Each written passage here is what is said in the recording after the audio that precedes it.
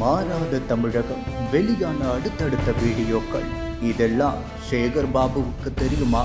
தமிழகத்தில் திமுக பொறுப்பேற்று கடந்த 5 ஆண்டுகளாக பாதுகாப்பு இல்லாத சூழ்நிலைகள் வரும் செய்திகள் திமுக அரசோ அதன் அதிகாரிகளோ பெரிய அளவில் கண்டுகொள்ளவில்லை என்றே கூறப்படுகிறது.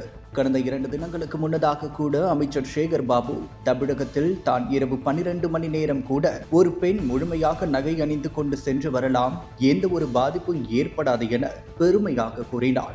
ஆனால் சாமானிய மக்களோ 2 வயது குழந்தை முதல் 60 வயது மூதாட்டி வரை பாதுகாப்பு இல்லாத மாநிலமாக தமிழகம் இருப்பதாக வெளிப்படையாக உணர்ந்து பேச துவங்கினார். இதெல்லாம் திமுகவில் இருப்பவர்கள் தெரிந்தும் கூட தங்களது ஆட்சியில் தான் இந்தியாவிலேயே பெண்களுக்கு பாதுகாப்பான மாநிலம் என கூறுகின்றனர். இந்நிலையில்தான் தமிழகத்தில் தேர்தல் நடைபெற உள்ள இந்த நேரத்தில் கூட இளம் தலைமுறை செய்த அட்டகாசம் தொடர்பான வீடியோக்கள் வெளியாகி திமுகவுக்கு அதிர்ச்சியை ஏற்படுத்தியுள்ளது. செங்கல்பட்டு மாவட்டம் அருகே கஞ்சா போதையில் இருந்த சிறுவர்கள் அந்த பகுதியில் வாலிபர்களிடம் தாக்குதலில் ஈடுபட்ட சம்பவம் அந்த பகுதி மக்களிடையே பெரும் பரபரப்பை ஏற்படுத்தியுள்ளது.